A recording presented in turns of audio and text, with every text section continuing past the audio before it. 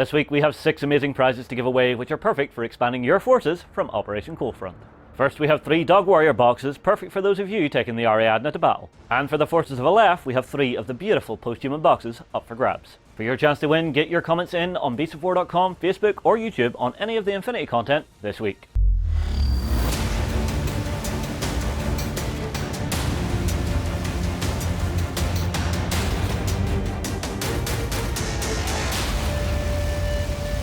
Hello everybody and welcome back to Infinity Week. I'm joined by Killian and Carlos, and today we are talking Aristeia. So Carlos, what have you brought for us today? The other big thing from Corvus Belli, the prepare for Gen Con, is another Aristeia expansion, which is in this case Human Fate. 4 new characters for this combat sport of the future that happens in the Hexadome. Remember that this is a board game with plastic miniatures and cards and very simple icon dice, okay, that you can play, and is kind of an Infinity spin-off because this is based on the same universe of Infinity, and comes with cards, with markers, and plastic miniatures. What we're going to do now is to unbox this box and comment their characters, because this is totally new. The people don't know these characters yet. Yeah, that, and every time I've seen you guys bring these out, you've added sort of new mechanics to actually add depth to the tactics of the game, which is always nice. Yeah, it's really good. So, without further ado, I'll do the honours. There you go. So we have... I will say, your card puncher has done a fantastic job, because these are literally dropping out of the sheet as you pick it up. So this is all of your different tokens and templates that you'll need. There you go. Now the interesting thing on this sheet is, do you see there's a block space token there? Yep. Yeah, that's interesting because there's a character that can block another of the hexagons on the Hexadome, really. Okay. And we can see new states there, and we will get into that deeply. Shall we check the characters, the figures, everything? Okay. Shall we begin with the design and then the render and then the final? And then the miniature. Yeah, let's do it like that.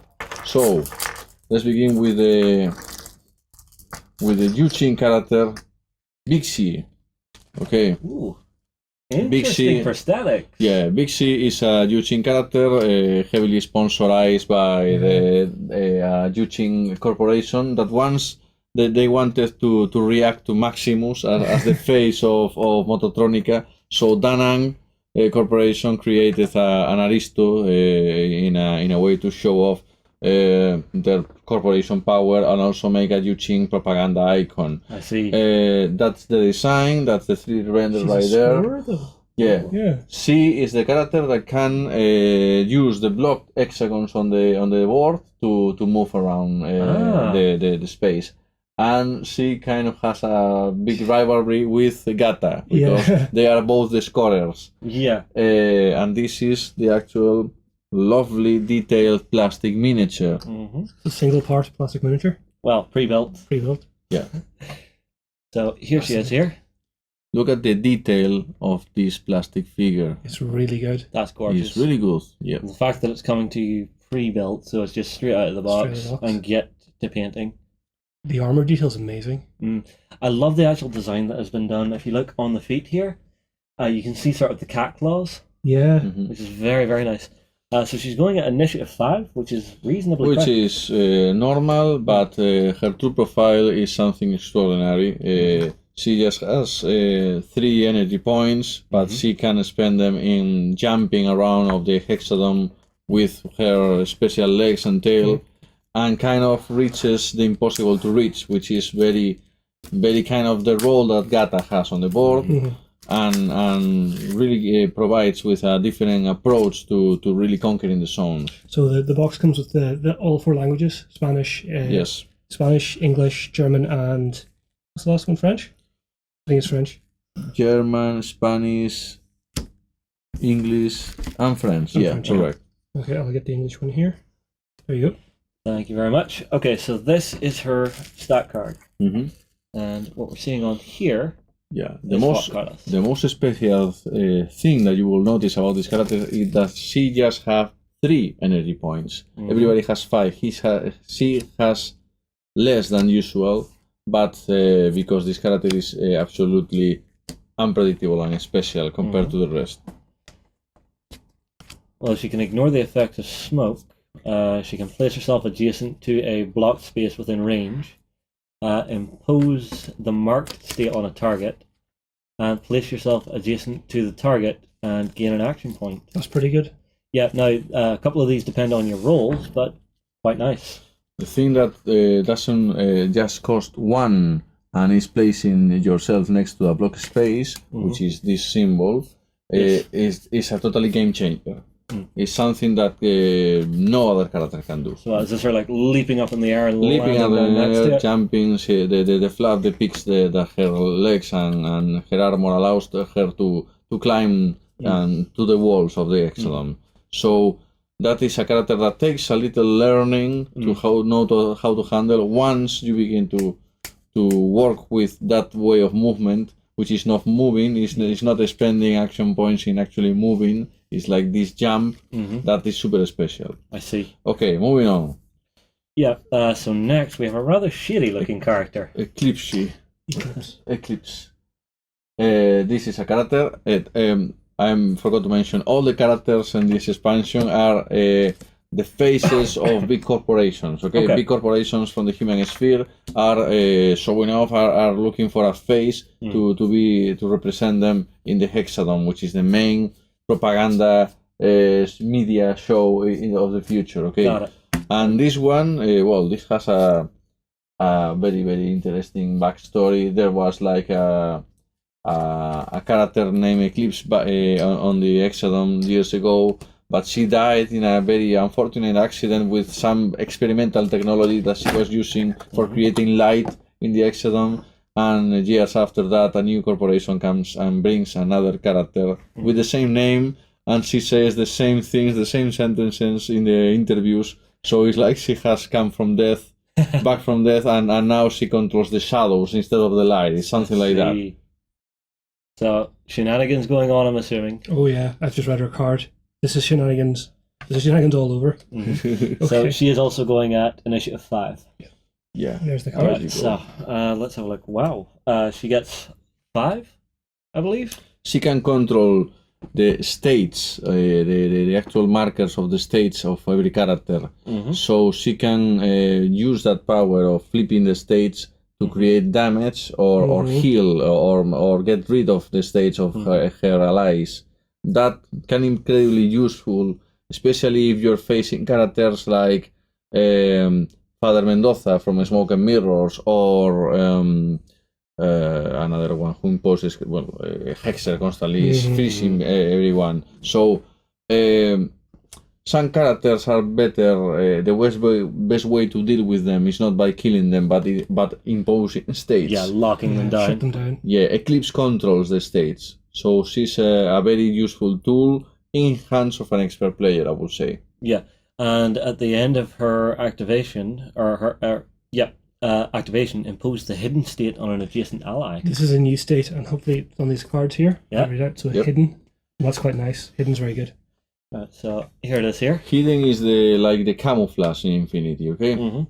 You will use this marker, the hidden marker, which is this, how do you call this, the antifath? No, but the... Oh, the mask. The mask, essentially, Yeah. well. So this here. That is the hidden state, and that's something that many characters from this box benefit from.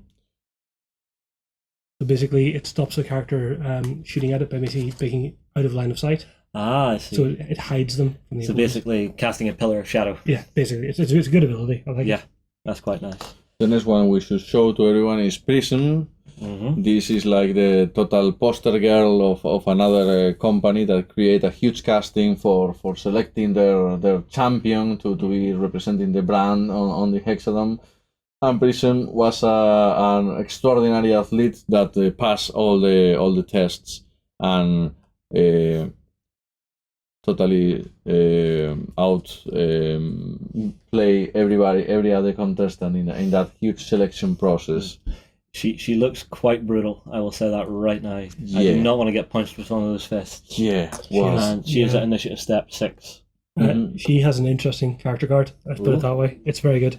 Okay, what have we got here? Prysm is a character that has an incredible defense. Look at those 3 dice over there. Yeah. But apart from using blocks to block attacks, she can also use exclamation marks. Okay, She is usually marked in the Hexadome, which is something like a negative state that exposes her to attacks from all the enemies, but she also can taunt everyone, and that forces everyone to attack her. So here we have someone with an incredible skill of defense, and that everybody must attack constantly. I see. So she is like a light that makes all the insects go all over her. And there's the marked state. I see. Yeah, marked state makes that everybody has line of fire to you if you're marked. So because she has such great defense and everybody has to attack her, she's totally making everybody focus on her and not focus on accomplishing the mission of the scenario, not focusing on attacking someone else. And that's a huge problem because she totally nullifies the attacks. Yeah, it's that controller that you get again. It's very annoying when you're facing her, and the way to deal with her is to impose states over her. So someone again like Mendoza, someone like and we will see now Dart also. Do not attack her directly. Impose negative states like burning. Set her on fire. She won't be able to nullify that, and she will burn or poison her, for example. Yeah. Because speaking of Dart, we have some concept art here. So you may know this one from the exclusive that you guys have as well. This is the design for Dart for Aristeia. This is a younger version of Dart because Dart began in Aristeia. Remember that Aristeia timeline is like a little before the actual Infinity timeline, especially now after the Uprising. So this we have the Aristeia design for Dart, and this is the Infinity. You can see more a woman here. This is the Infinity design. Yeah, she feels Dart. a little bit more rebellious teen in this. Yeah, and you have the miniature here, and here is the Infinity. Ah, I see. Okay, so the grey plastic one is the Aristeia version. Correct. Yep. You can see the design aspect. The bow is the same, really. Yeah, you're seeing the same sort of stuff, but it looks as if she has refined her style whenever she has actually went into combat, and is just a little bit less flash and pizzazz. Yeah, and I must mention that these are very detailed plastic miniature. I'm looking right at them because I think this is the first, and I have this in my hands, and I'm seeing a much more plastic casting. We're getting better at it. Yeah, the details are nice and crisp on these. You know, once you actually start painting these, they're going to look great. Yeah, if we take a look at Dart's profile, we will see here that is essentially in a concept, again, a camo troop that can accomplish silent attacks, which is the thing that was that depicts also her Infinity profile. So this is basically where she started learning her combat tactics. Yeah. It's very interesting. So this is actually similar to Miyamoto Musashi, who started out as an aristo and then eventually left and became a mercenary. Yeah.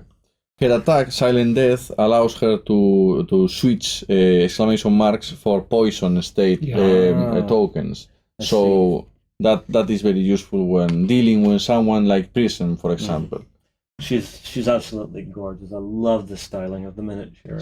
This one's going to be a lot of fun if you like painting up miniatures. Yeah, definitely. And the one thing to remind everybody of is that you don't have to pick up any of these packs in a certain order. If there's miniatures you like from these packs that you're wanting to play together with, just grab the pack you like and you can freely mix all of the aristos together. Pretty good. Well, finally, family photo here of the 4 new characters. Yeah. There you go. And I can tell you something extraordinary now.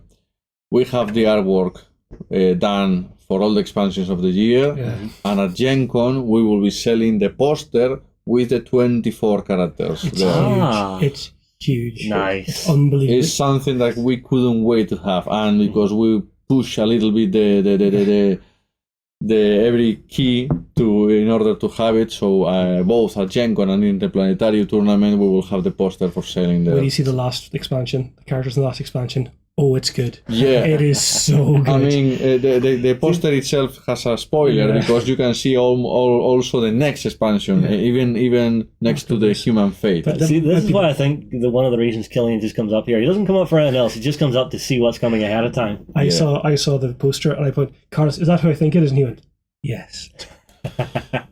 So finally, allow me to remind you, all of you, that there is a bundle for Gen Con, okay? It's the Aristeia Special Bundle. If you buy Human Fate and you buy Dart, you will get for free an special edition card with exclusive art of one of the tactics that Dart uses in the Hexadome. Yeah. Makes all the sense in the world. I can recommend that you get this and this because it's you will have there a character that can be used both in Aristeia and Infinity.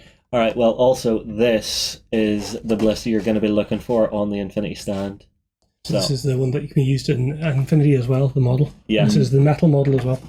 Yeah, and the metal model looks like it's going to be really easy to put together. I'm actually really surprised. Now, hang on, let me see if I can show this under camera. I'm not sure if this will show up. But looking on the miniature here, you see just here, you've actually already cast the quiver onto the body of the miniature. That's really cool.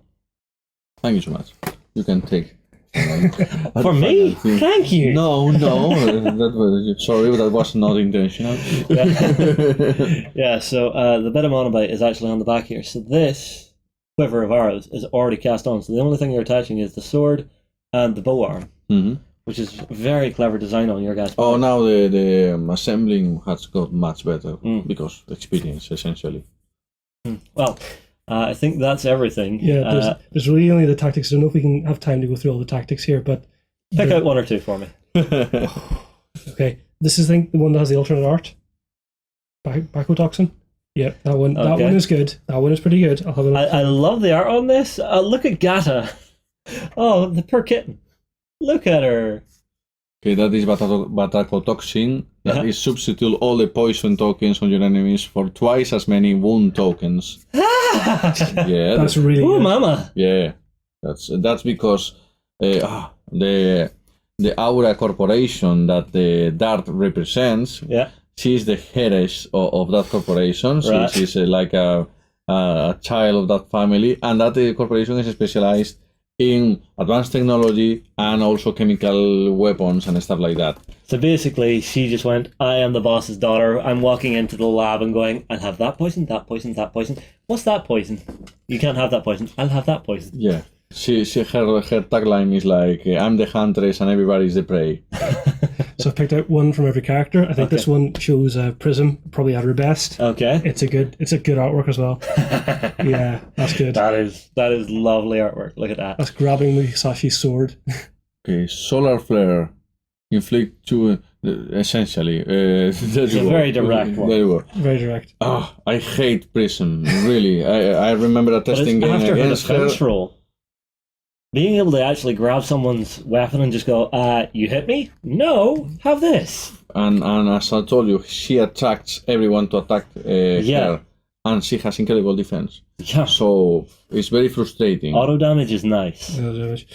So then the one for Eclypse. Yeah.